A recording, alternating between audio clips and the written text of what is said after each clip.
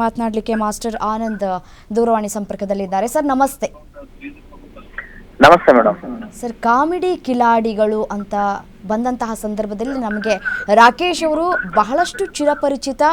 ಅವರ ಜೊತೆ ನಿಮ್ಮ ಒಡನಾಟ ಹೇಗಿತ್ತು ಈ ಸಂದರ್ಭದಲ್ಲಿ ನೆನಪು ಮಾಡ್ಕೊಳ್ತಾ ಹೋಗೋದಾದ್ರೆ? ಅದೇ ಹೇಳ್ಬೇಕಂದ್ರೆ ಮೆಮೊರಿ ಫುಲ್ ಇದೆ ಮೇಡಮ್. ಅದೊಂಥರ ಮರೆಯಕ್ ಆಗದೆ ಇರೋಂತ ಮೆಮೊರೀಸು.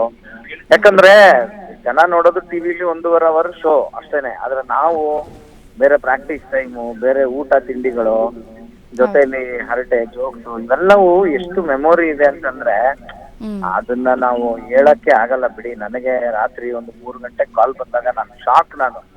ನನಗೆ ಏನಮ್ಮ ಏನಿದು ಕತೆ ಅನ್ನೋ ತರ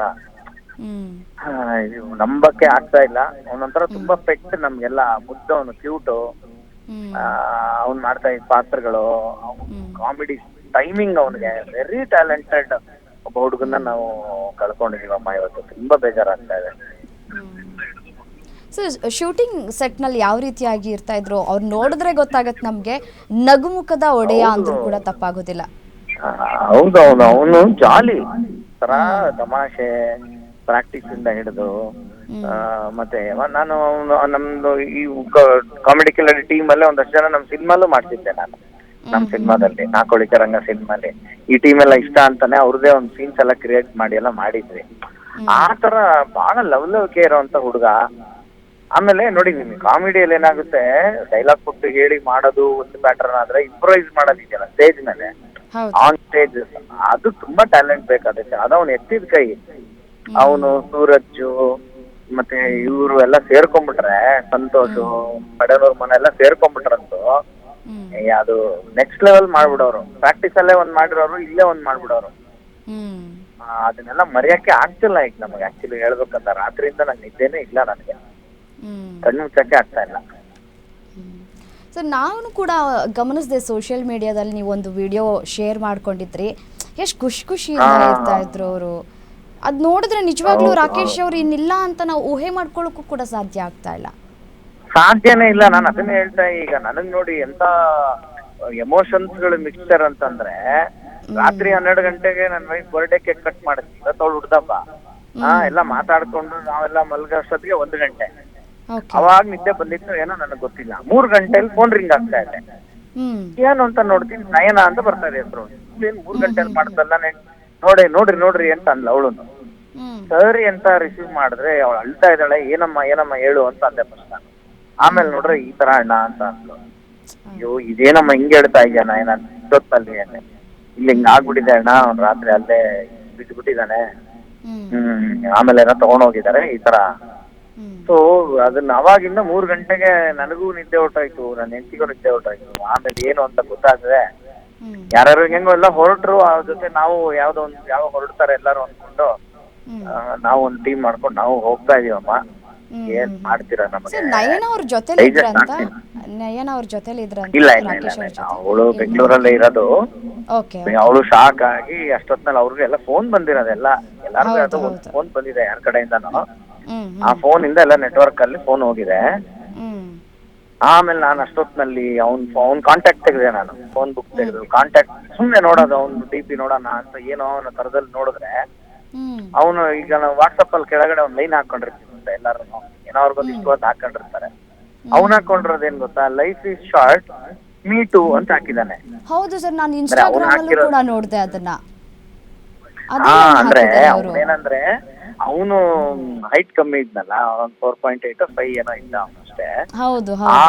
ಹಂಗ ಹಾಕಿರೋದು ಅವ್ನು actually life is short me too ಅಂತ. ಬಟ್ ಅದು ಇವತ್ತಿಗೆ ಆ ಸೌಂಡಿಂಗ್ ಹೆಂಗ್ ಆಗ್ತಾ ಇದೆ, ಆ ಲೈನ್ಸ್ ನೋಡಿ, ಆ ಲೈನ್ಸ್, ಅದೇ ಲೈನ್ಸ್ ಇವತ್ತು ಜೀವನಕ್ಕೆ ಯಾವ ತರ ಇಟ್ ಇಸ್ ಸೌಂಡಿಂಗ್ ಐರನಿ. ಅಯ್ಯೋ, ಏನ್ ಹೇಳದಮ್ಮ, ಏನ ಹುಡುಗ ಪಾಪ ಭಾರಿ ಮುದ್ದು ನಮ್ಗೆ.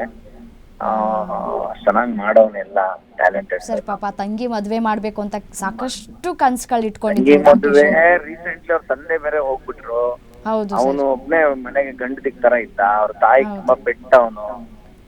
ಇವಾಗ ಅವ್ರ ಫ್ಯಾಮಿಲಿ ಅವ್ರ ಹೆಂಗ್ ಇದ್ ಮಾಡ್ಕೊಂತಾರೋ. ನಿನ್ನೆ ಮೋಸ್ಟ್ಲಿ ಅವ್ರ ತಂಗಿದು ಬರ್ಡೇನ ಏನೋ ಗೊತ್ತಿಲ್ಲ ನಿನ್ನೆ. ಸುಮಾರು ಇದೆಲ್ಲ ನೋಡಿದಾಗ ಏನಪ್ಪಾ ಇದು ಜೀವನ ಒಂಥರ ನೀರಿನ ಮೇಲೆ ಗುಳ್ಳೆ ಅಂತ ಅನ್ನಿಸ್ಬಿಡುತ್ತೆ. ಸರ್ ಆರೋಗ್ಯದಲ್ಲಿ ಫಿಟ್ ಆಗಿದ್ರ ರಾಕೇಶ್ ಅವರು? ಏನು ಆ ತರದ್ದೆಲ್ಲ ಏನು ಅವನಿಗೆ ನನಗ್ ಗೊತ್ತಿರಂಗ ಆ ತರದ್ದು ಏನಲ್ಲ ಅದ್ಭುತ ಸಮಸ್ಯೆಗಳೆಲ್ಲ ಏನಿಲ್ಲಮ್ಮ. ಇವಾಗ ಹೇಳ್ತೀವಲ್ಲ ಇದೆಲ್ಲ ಏನು ಅಂತಾನೆ ಗೊತ್ತಾಗ್ತಾ ಇಲ್ಲ ಇದು.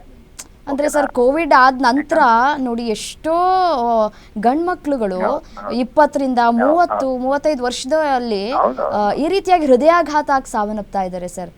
ಹೌದೌದೌದು, ಅದಕ್ಕೆ ಅದನ್ನ ಹೇಳ್ತೀವಲ್ಲ, ಅದಕ್ಕೆ ಏನಂತ ಇವಾಗವರೆಗೂ ಏನೋ ಒಂದು R&D ಸಿಗ್ತಾ ಇಲ್ಲ.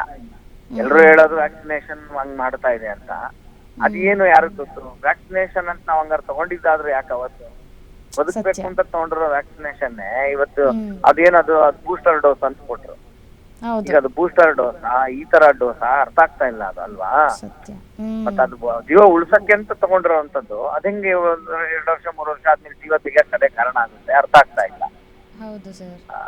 ಅಷ್ಟು ಫಿಟ್ ಆಗಿ ಫೈನ್ ಆಗಿದ್ದಂತಹ ರಾಕೇಶ್ ಅವರು ಸಡನ್ ಆಗಿ ಲೋ BP ಆಗತ್ತೆ, ಕರ್ಕೊಂಡು ಹೋಗ್ತಾರೆ, ಹಾರ್ಟ್ ಅಟ್ಯಾಕ್ ಅಂತ ಹೇಳ್ತಾರೆ, ಪಲ್ಸ್ ಸಿಗ್ತಾ ಇಲ್ಲ ಅಂತ ಹೇಳಿದ್ರಂತೆ ಡಾಕ್ಟರ್. ನಿಜಕ್ಕೂ ಶಾಕಿಂಗ್ ಸರ್, ತುಂಬಾ ಶಾಕಿಂಗ್. ಬಟ್ ಅದೇನೆ ಹೇಳ್ತೀವಲ್ಲ, ಇದೆಲ್ಲ ಏನು ಇದಾಡಕ್ಕಾಗ ನಮ್ಗೆ ಆ ಒಂದು ಪೋಸ್ಟ್ ಹಾಕಕ್ಕೋ ಅಥವಾ ಫೋಟೋ ಹಾಕಕ್ಕೂ ಮನ್ಸಿಲ್ಲ. ಅಲ್ಲಿ ಬರಿಬೇಕಲ್ಲ ಇವಾಗ ಏನೋ ಒಂದು ಓಂ ಶಾಂತಿ ಅಂತಾನೋ ಇಲ್ಲ ಸದ್ಗತಿ ಅಂತಾನೋ ರಿಪ್ ಅಂತಾನೋ ಏನೋ ಬರಿಬೇಕಲ್ಲ, ಅದಕ್ಕೂ ಕೈ ಬೆರಳು ಬರ್ತಾ ಇಲ್ಲ. ಆದ್ರೂ ಈಗ ಅವನ ನೆನಪಲ್ಲಿ ಒಂದು ಏನಂತಾರ ಒಂದು ನಮನಪ್ಪ ನಿನಗೆ ಹುಡುಗ ಗೆಳೆಯ ಹೋಗ್ಬಾ ಅನ್ನೋ ತರ ಒಂದು ಹಾಕ್ಬೇಕು ಅಂತ ಒಂದ್ ಲೆಕ್ಕ ಅಷ್ಟೇ. ಅದ್ ಬಿಟ್ರೆ ಎಷ್ಟೋ ಜನ ನಾವು ಹಾಕಕ್ಕೂ ಆಗ್ತಿಲ್ಲ ನಮ್ಗೆ. ಸರ್ ರಕ್ಷಿತಾ ಮೇಡಮ್ ಜೊತೆ ಮತ್ತೆ ಜಗ್ಗೇಶ್ ಸರ್ ಜೊತೆ ಒಡನಾಟ ಯಾವ ರೀತಿಯಾಗಿತ್ತು ಅನ್ನೋದೊಂದಷ್ಟು ಫೋಟೋಸ್ ನಾವು ನೋಡಿದೀವಿ. ಈ ಸಂದರ್ಭದಲ್ಲಿ ನೆನಪಿಸ್ಕೊಳ್ಳೋದಾದ್ರೆ ಹೌದೌದೌದ, ಇಲ್ಲ ನಾನು ಅದನ್ನೇ ಹೇಳ್ತೀನಲ್ಲ, ನಾವೆಲ್ಲ ಒಂದು ಫ್ಯಾಮಿಲಿ ತರ ಇದ್ದೀವಿ. ಈಗ ರಾಖಿ ಅಂತಲ್ಲ, ಎಲ್ಲರೂ ಫ್ಯಾಮಿಲಿ ಮೆಂಬರ್ಸೇ ನಾವೆಲ್ಲ. ಡ್ರಾಮಾ ಜೂನಿಯರ್ ಮಕ್ಕಳು ನಾವು ಎಲ್ಲ ಕಾಮಿಡಿ ಕಿಲಾಡಿಗಳು. ಇವತ್ತಿಗೂ ಏನಾಗುತ್ತೆ, ಆ ಸೀಸನ್ ಮುಗಿದ್ಮೇಲೆ ಅದು ಆಡ್ ಆಗ್ತಾ ಹೋಗುತ್ತೆ. ಒಂದು ಸ್ಕೂಲ್ ಪ್ರಿನ್ಸಿಪಲ್ ಒಂದು ಬ್ಯಾಚ್ ಇರುತ್ತಲ್ಲಮ್ಮ, ಈ ಬ್ಯಾಚ್ ಮುಗೀತು 10th standard batch, next year batch. ಅವ್ರ ಇಡೀ ಸರ್ವಿಸ್ ಅಲ್ಲಿ ಒಂದು 35 ವರ್ಷದಲ್ಲಿ 35 ಬ್ಯಾಚ್ ಅವ್ರಿಗೆ ಕ್ಲೋಸ್ ಇರುತ್ತೆ ಅನ್ನೋ ಹಾಗೆ ಪ್ರತಿ ಸೀಸನ್ ಹುಡುಗರುಗಳು ಯಾರು ಬಂದು ನಮ್ಗೆಲ್ರಿಗೂ ಒಂದೊಂದು ಮೆಮೊರೀಸ್ ಇದೆ. ಎಲ್ಲರ ಜೊತೆ ಎಲ್ಲರೂ ಕನೆಕ್ಟೆಡ್ ಇದಾರೆ. ಇವತ್ತು ಎಷ್ಟೋ ಜನ ಅಲ್ಲಿ ಬರಕ್ ಆಗ್ತಿಲ್ಲ ಅಂತ ನೊಂದ್ಕೊಂಡು ಮಾತಾಡ್ತಾ ಇರೋರು ಇದಾರೆ. ಯಾವ್ದಾದ್ರು ಶೋ ಅಲ್ಲಿ ದೂರ ಇದಾರೆ ಉತ್ತರ ಕರ್ನಾಟಕದಲ್ಲಿ, ಅಲ್ಲಿಂದ ಬರಕ್ ಆಗದೇ ಇರೋರು ಇದಾರೆ. ಆಗೋರು ಹೋಗ್ತಾ ಇದ್ದೀವಿ. ಸೊ ಈ ತರ ಅದು ವಿಧಿ ಲಿಖಿತ ಏನು ಒಂದು ಯಾರಿಗೆ ಸಿಗುತ್ತೆ ಕೊನೆ ಮಾತು, ಕೊನೆ ದರ್ಶನ ಏನು ಹೇಳಕ್ ಬರೋಲ್ಲ ಲೈಫಲ್ಲಿ. ಇವತ್ತು ಇದ್ವಾ ಇವತ್ತಷ್ಟೇ, ನೀವು ಸಿಕ್ಕಿದ್ವಾ ಇವ್ ಸಿಕ್ಕಿದ್ವಿ. ಸರ್ ಇತ್ತೀಚೆಗೆ ಭೇಟಿ ಆಗಿದ್ರಿ ನೀವು ರಾಕೇಶ್ ಅವ್ರನ್ನ? ಇಲ್ಲ, ಇತ್ತೀಚೆಗೆ ತುಂಬಾ ಹತ್ರದಲ್ಲಿ ಏನಿಲ್ಲ, ಬಟ್ ಸಿಕ್ಕಿದ್ವಿ ನಾವು. ಸಿಕ್ಕಿದ್ವಿ, ನಂಗೆ ನೆನಪಾಗ್ತಲ್ಲ ಎಕ್ಸಾಕ್ಟ್ಲಿ. ಬಟ್ ಏನಾಗುತ್ತೆ ಗೊತ್ತಾ, ನಮ್ಗದು ರಿಪೀಟೆಡ್ ಫೇಸ್ಗಳಿವು. ಅಭಯನಾಡು ಸ್ಟುಡಿಯೋ ಕಾಲಿಟ್ರೆ, ಕಂಟ್ರಾ ಸ್ಟುಡಿಯೋದಲ್ಲಿ ಕಾಲಿಟ್ರೆ, ಇವೆಲ್ಲ ರೆಗ್ಯುಲರ್ ಸಿಗೋ ಫೇಸ್ ಅಲ್ವಾ. ಸೊ ನೆನ್ಪಿರಲ್ಲ ನನ್ಗೆ ಎಕ್ಸಾಕ್ಟ್ಲಿ ಯಾವತ್ತು ಏನು. ಎಲ್ಲೋ ಬೇರೆ ಕಡೆ ಸಿಕ್ಕಿದ್ರೆ ಓಕೆನಾ, ಓಡಾಡ್ತಾ ಇರ್ತೀವಲ್ಲ ನಾವು, ಅಲ್ಲಿ ಇಲ್ಲಿ ಸಿಗ್ತಾ ಇರ್ತಾರೆ, ಹಾಯ್ ಅಣ್ಣ ಅದು ಇದು ಅಂತ. ಸೊ ಹಂಗಾಗಿ ಎಕ್ಸಾಕ್ಟ್ ನನ್ಗೆ ನೆನಪಿಲ್ಲ. ಬಟ್ ಎಸ್ ವಾಟ್ ಹೇಳ್ತೀನಲ್ಲ, ಇದೇ ಪರಿಸ್ಥಿತಿ. ಬಾಟಮ್ ಲೈನ್ ಏನ್ ಗೊತ್ತಾ, ವ್ಯಕ್ತಿ ನಮ್ ಜೊತೆ ಇಲ್ಲ. ಹೋಗೋದಕ್ ಕಾರಣ ಎಲ್ಲಾನು ಏನಂದ್ರೆ, ಹೋಗೋದಕ್ಕೆ ಡಿಫ್ರೆಂಟ್ ರೀತಿ, ಬಟ್ ಔಟ್ಪುಟ್ ಏನು ಒಂದೇ ಇಲ್ಲ. ಹೇಗಿಲ್ಲ ಅನ್ನೋದ್ರ ಮೇಲೆ ಒಂದೊಂದು ವಿಚಾರ ನಾವು ಮಾತಾಡ್ತೀವಿ ಅಷ್ಟೇನೆ. ಅವ್ರು ಹಿಂಗ ಹೋದ್ರು, ಇವ್ರು ಹಂಗ ಹೋದ್ರು ಅಂತ, ಅವ್ರಿಗೆ ಇದಾಗಿತ್ತಂತ ಅದಾಗಿತ್ತಂತೆ, ಅದೇನಾರು ಇರ್ಲಿ, end result is same, 0, nothing. ಕೊನೆಗೇನು ಇಲ್ಲ. ಅದೊಂದನ್ನ ಜೀರ್ಣಿಸ್ಕೊಳ್ಬೇಕು. ಅದಕ್ಕೆ ಕಷ್ಟ ಇದೆ.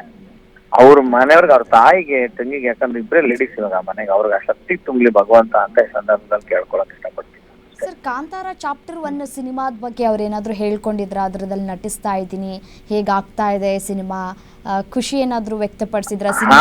ಅದೇನೆ, ಅದಕ್ಕೆ ಸಣ್ಣ ಆಗಿದ್ದ ಫಸ್ಟ್ ಮಧ್ಯದಲ್ಲಿ, ಈಗ ಒಂಚೂರು ಜಿಮ್ ಗಿಮ್ ಎಲ್ಲ ಹೋಗಿ ಸಣ್ಣ ಆಗಿದ್ದ. ಓಕೆನಾ. ಆಮೇಲೆ ಯೂಶಲ್ ಏನಾಗುತ್ತೆ, ಸ್ವಲ್ಪ ಶಾರ್ಟ್ ಸ್ಟ್ಯಾಚರ್ ಅವ್ರಿಗೆ, ಇನ್ಕ್ಲೂಡಿಂಗ್ ನನಗೂನು. ನಾವು ಒಂದ್ 2 kg ವೆಯ್ಟ್ ಪುಟಾನ್ ಆದ್ರೆ ಸಾಕು, ಏನೋ ದಪ್ಪ ತರ ಕಾಣೋದು, ಅಥವಾ 2 kg ಕಮ್ಮಿ ಆದ್ರೆ ಸಾಕು ಭಾರಿ ಸಣ್ಣ ಆದಂಗ್ ಕಾಣ್ತೀವಿ ನಾವು. ಓಕೆನಾ. ಬಟ್ ಅದೇನಂತಂದ್ರೆ ಹಂಗಲ್ಲ, ಅದು ಹೈಟ್ ಪಾಸ್ಚರ್ಗೆ ಮ್ಯಾಟರ್ ಆಗುತ್ತೆ. ಕೆಲವ್ರು ತುಂಬಾ ಹೈಟ್ ಇರ್ತಾರೆ, ಅವ್ರ ವಿಪರೀತ ಹೊಟ್ಟೆ ಇರುತ್ತೆ, ಅದು ಶರ್ಟ್ ಅಲ್ಲಿ ಮರ್ಜ್ ಆಗುತ್ತೆ, ಕಾಣಲ್ಲ. ಬಟ್ ಅವ್ರು ಓವರ್ ವೆಯ್ಟ್ ಇರ್ತಾರೆ. ಹೈಟ್ ವರ್ಸಸ್ ವೆಯ್ಟ್ ಅಂತ ನೀವು ಸ್ಕೇಲ್ ಅಲ್ಲಿ ನೋಡಿದ್ರೆ. ಬಟ್ ಶಾರ್ಟ್ ಸ್ಟ್ಯಾಚರ್ ಅವ್ರಿಗೆ ಏನಾಗುತ್ತೆ, ಇಮಿಡಿಯೇಟ್ ರಿಸಲ್ಟ್ ಕಾಣ್ಬಿಡುತ್ತೆ ಅದು. ಸೊ ಅವನೆಲ್ಲ ಕಾಣ್ತಾ ಇತ್ತು, ಸಣ್ಣ ಆಗಿದ್ದ ಅವನು, ಚೆನ್ನಾಗಿ ಜಿಮ್ಗೆಲ್ಲ ಹೋಗಿ ವರ್ಕೌಟ್ ಎಲ್ಲ ಮಾಡಿ ಏನೋ ಆಗಿದ್ದ. ಇದಕ್ ಸ್ವಲ್ಪ ದಪ್ಪ ಆಗ್ಬೇಕು ಅನ್ನೋ ತರದ್ ಏನೋ ಇತ್ತಂತೆ ಪಾತ್ರ, ಮತ್ತೆ ಸ್ವಲ್ಪ ಪುಟನಾಗಿದ್ದ, ಗಡ್ಡ ಎಲ್ಲ ಒರಿಜಿನಲ್ ಬಿಡ್ಬೇಕು ಅಂತ ಬಿಟ್ಟಿದ್ದ. ಹೌದು. ಈ ತರ ಇದ್ನಪ್ಪ ಕಾಂತಾರ 2ಗೋಸ್ಕರ ಅಂತಾನೆ. ಆಮೇಲೆ ಮೇಜರ್ ಕ್ಯಾರೆಕ್ಟರ್ ಮಾಡ್ತಾ ಇದ್ದೀನಿ, ಅದ್ರಲ್ಲಿ ಒಳ್ಳೆ ಪಾತ್ರ ಸಿಕ್ಕಿದೆ ಅಂತೆಲ್ಲಾನು ಖುಷಿ ವ್ಯಕ್ತಪಡಿಸ್ಕೊಂಡಿದ್ದ. ಈ ಶೂಟಿಂಗ್ ತರ ಕಂಪ್ಲೀಟ್ ಆಗಿತ್ತಂತ ಸರ್, ಇನ್ನ ಬ್ಯಾಲೆನ್ಸ್ ಏನಾದ್ರು ಇತ್ತಂತ? ಗೊತ್ತಿಲ್ಲ ಮೇಡಮ್, ನನಗೆ ಅದ್ರ ಬಗ್ಗೆ ಅಷ್ಟು ಮಾಹಿತಿ ಇಲ್ಲ. ನನಗೆ ತಿಳಿದಂಗೆ ಪ್ಯಾಚ್ ಇದ್ದೇ ಇರುತ್ತೆ. ಯಾಕಂದ್ರೆ ಒಂದು ಮೇಜರ್ ಕ್ಯಾರೆಕ್ಟರ್ ಅಂದ್ಮೇಲೆ ಸಿನಿಮಾ ಮುಗಿಯೋರ್ಗು ಇದೆ ಅಂದ್ಮೇಲೆ, ಸಿನಿಮಾ ಮುಗ್ದಿಲ್ಲ ಅಂದ್ಮೇಲೆ ಅವ್ನು ಇರುತ್ತೆ ಪಾಪ, ಅವ್ರಿಗೂ ಒಂದು ಚಾಲೆಂಜ್ ಇವಾಗ. ಬಟ್ ಅದೇನೆ ಹೇಳ್ತೀವಲ್ಲ, ಈಗ ಹೆಚ್ಚಿನೇ ಇಲ್ಲ ಅಂದಾಗ ಇದೆಲ್ಲ ಒಂದು ವಿಧಿ ಲಿಖಿತವಾಗಿರುತ್ತೆ. ಸರ್ ನೋಡಿ, ಇನ್ನೊಂದು ಆರೋಪ ಏನಪ್ಪ ಕೇಳಿ ಬರ್ತಾ ಇದೆ ಅಂತಂದರೆ, ರಿಷಬ್ ಶೆಟ್ಟಿ ಅವರಿಗೆ ದೈವ ನುಡಿದಿತ್ತು ತೊಂದರೆಗಳಾಗತ್ತೆ ಈ ಸಿನಿಮಾ ಸೆಟ್ಟೇರಿದ ನಂತರ, ಒಂದು 5 ತಿಂಗಳು ತೊಂದರೆ ಆಗುತ್ತೆ, ಬಟ್ ನಾನು ನಿನ್ನ ಕಾಪಾಡ್ತೀನಿ ಅಂತ ದೈವ ನುಡಿದಿತ್ತು. ಬಟ್ ಆ ಒಂದು ವಿಚಾರವನ್ನು ಈ ಸಂದರ್ಭದಲ್ಲಿ ನೆನ್ಪು ಮಾಡ್ಕೊಳ್ಳೋದಾದರೆ, ಶೂಟಿಂಗ್ ಮುಗಿಸಿ ಇನ್ನೊಬ್ಬರು ಕಪಿಲ್ ಅಂತ ಹೇಳೋ ವ್ಯಕ್ತಿ ಅವರು ಕೂಡ ಸಾವನ್ನಪ್ಪಿದ್ರು. ಇದೇ ಚಿತ್ರದ ಶೂಟಿಂಗ್ ಮುಗಿಸ್ಕೊಂಡು ಬಂದಂಥ ಸಂದರ್ಭದಲ್ಲಿ ಅವರು ಕೂಡ ಏನೋ ಸ್ವಿಮ್ಮಿಂಗ್ ಮಾಡುವಂಥ ಸಂದರ್ಭದಲ್ಲಿ ಅವರು ಸಾವನ್ನಪ್ಪಿದ್ರು. ಅದಾದ ನಂತರ ಈಗ ರಾಕೇಶ್ ಅವರ ಸರದಿ ಬಂದ್ಬಿಡ್ತು. ಎಲ್ಲೋ ಒಂದು ಕಡೆ ದೈವ ನುಡಿದಿದ್ದಂತಹ ನುಡಿ ಸತ್ಯ ಆಗೋಯ್ತಾ ಅಂತ ಈಗ ಒಂದಷ್ಟು ಅನುಮಾನಗಳು ಬರ್ತಾ ಇದೆ. ನನಗೆ ಇಲ್ಲ, ಈ ವಿಷಯ ಅಷ್ಟು ನನಗೆ ಮಾಹಿತಿ ಇಲ್ಲ. ಈ ವಿಷಯವೇ ನನಗೆ ಗೊತ್ತ. ಆಕ್ಚುಲಿ ನೀವ್ ಹೇಳಿ ನಾನು ಗೊತ್ತಾಗ್ತಾ ಇದೆ ನನಗೆ. ಬಟ್ ಅದನ್ನೇ ಹೇಳ್ತೀವಲ್ಲ ಮೇಡಮ್, ನಮಗೆ ಕಾಲಾಯ ತಸ್ಮೈ ನಮಃ ಅನ್ನಂಗೆ ಯಾವ ಟೈಮ್ಗೆ ಏನಾಗ್ಬೇಕು ಏನಾಗುತ್ತೋ ಅದು ಆಗಿದೆ. ಅದನ್ನ ಯಾರು ತಡೆಯಕ್ ಆಗಿಲ್ವಲ್ಲ. ಈಗ ಯಾರು ಅದನ್ನ ತಡೆಯಕ್ ಆಗಿಲ್ಲ. ಯಾಕಾಯ್ತು, ಏನಕ್ಕೆ ಹಿಂಗಾಯ್ತು ಅಂತ ಬಂದಾಗ ಗೊತ್ತಿಲ್ಲ ನಮ್ಗದು. ಮತ್ತೆ ಆತರ ಆಗ್ಲೇಬೇಕು ಅಂತಿದ್ರೆ ಯಾರಿಗ್ ಬೇಕಾದ್ರೂ ಆಗ್ಬೋದಾಗಿತ್ತು, ಏನೋ ಆಗ್ಬೋದಾಗಿತ್ತು. ಇವನೇ ಯಾಕೆ ಪಾಪ ಅಲ್ವಾ? ಮತ್ತೆ ಯಾರಿಗಾದ್ರೂ ಅದು ದುಃಖವಾದಂತ ವಿಚಾರವೇ. ಗೊತ್ತಿರೋ ಹುಡುಗ ಅಂತ ಬೇಜಾರ್ ಪಟ್ಕೊಳ್ಳೋದಲ್ಲ, ಗೊತ್ತಿಲ್ಲದೆ ಇರೋ ಯಾರೋ ಒಬ್ರಿಗೂ ಆದಾಗ್ಲೂ ಅದು ಅದೇ ಲೆಕ್ಕನೇ ಬರುತ್ತೆ. ಬಟ್ ಅದು ಅದಕ್ಕೆ ಏನು ಮಾನದಂಡ ಅಂತ ಇಲ್ಲ ಮೇಡಮ್. ಗೊತ್ತಿಲ್ಲ ನನಗೆ ಆ ವಿಷಯ. ದೈವ ನುಡ್ದಿತ್ತು ಹಂಗೆ ಆಯ್ತು ಅನ್ನೋದು, ಅದ್ರ ಬಗ್ಗೆ ನನ್ಗೆ ಪ್ರಾಮಿಸ್ ಮಾಹಿತಿ ಇಲ್ಲ ನನಗೆ. ನೀವ್ ಹೇಳ್ದಂಗೆ ನನಗೂ ಶಾಕೆ ಆಗ್ತಿದೆ, ಹೌದಾ ಅನ್ನೋ ತರದಲ್ಲಿ. ಬಟ್ ಎನಿವೆ, ಅದನ್ನೇ ಹೇಳ್ತೀವಲ್ಲ ನಾವು, ದೈವಶಕ್ತಿ ಮೀರಿ ಏನು ಇಲ್ಲ ಅಷ್ಟೇನೆ.